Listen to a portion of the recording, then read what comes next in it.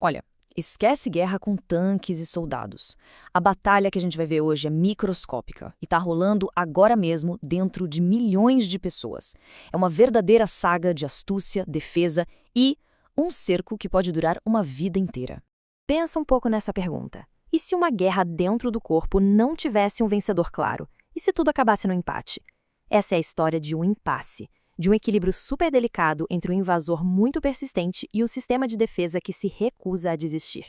Tudo começa de fininho, com a chegada de um adversário minúsculo, mas extremamente esperto, a bactéria Mycobacterium tuberculosis. Ela não chega fazendo barulho, não. Ela entra em silêncio. O plano de ataque é bem simples, na verdade. A bactéria pega uma carona no ar que a gente respira e vai parar lá no fundo dos pulmões. E quem é que está lá esperando por ela? Os primeiros guardas do corpo, os macrófagos. Células que têm uma única missão: devorar qualquer invasor. O primeiro confronto começa ali mesmo.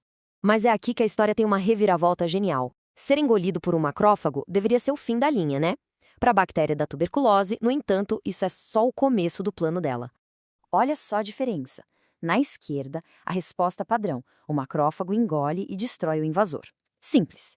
Mas na direita, a gente vê o truque da tuberculose.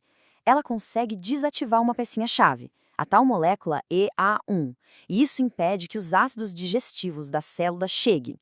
A prisão, que era para ser uma sentença de morte, vira um esconderijo seguro e um berçário. O macrófago infectado, que agora virou um refém, não consegue vencer essa luta sozinho. Mas ele ainda pode fazer uma coisa: soar o alarme e pedir ajuda. É um pedido de socorro químico, desesperado. Esses sinais de socorro são moléculas com nomes bem complicados: interleucina 12 e fator de necrose tumoral. Mas na prática, pode pensar nelas como sinalizadores de emergência, viajando pelo corpo com uma mensagem bem clara: a primeira linha de defesa caiu, precisamos de reforços.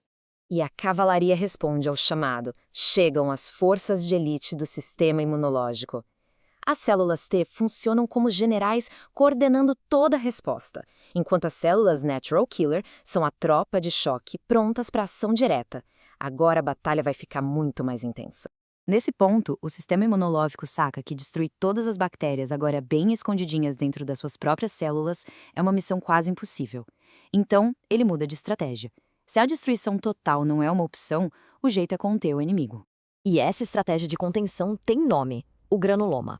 Pensa nisso como a construção de uma prisão biológica. Uma muralha feita de células, projetada para cercar o inimigo e não deixar ele se espalhar.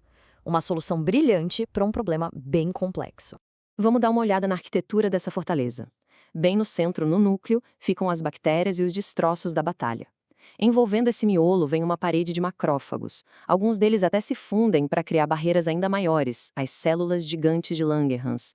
E, por fim, uma muralha externa com as forças de elite, as células T e NK, patrulhando o perímetro. O resultado final é esse plano de batalha engenhoso que a gente vê aqui. Desde a invasão, o pedido de reforços e a construção da fortaleza. Tudo é uma estratégia de defesa em várias camadas, desenvolvida para lidar com um invasor que se recusa a ser derrotado. Então, o que acontece depois que a fortaleza é construída? A guerra não termina com uma vitória clara.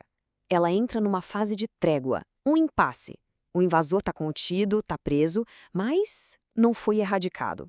Dentro dessa prisão biológica, as bactérias entram num estado de hibernação. Elas podem ficar ali, quietinhas e inofensivas, por um tempo inacreditável, às vezes pela vida inteira da pessoa. O cerco está feito e a paz, pelo menos por enquanto, está mantida. E aqui está o pulo do gato. É por causa do granuloma que uma pessoa pode ser infectada com a bactéria da tuberculose e nunca ficar doente. O sistema imunológico joga um jogo longo, preferindo um cerco permanente a uma guerra total que poderia destruir o próprio corpo. Isso nos leva a uma questão fundamental sobre essa trégua toda. Um cerco significa que a ameaça ainda está lá, só esperando atrás das muralhas. Essa paz é para valer ou é só temporária? Porque toda fortaleza depende da força dos seus guardas. O que acontece se o sistema imunológico enfraquecer? Essa muralha, construída com tanto esforço, não é impenetrável.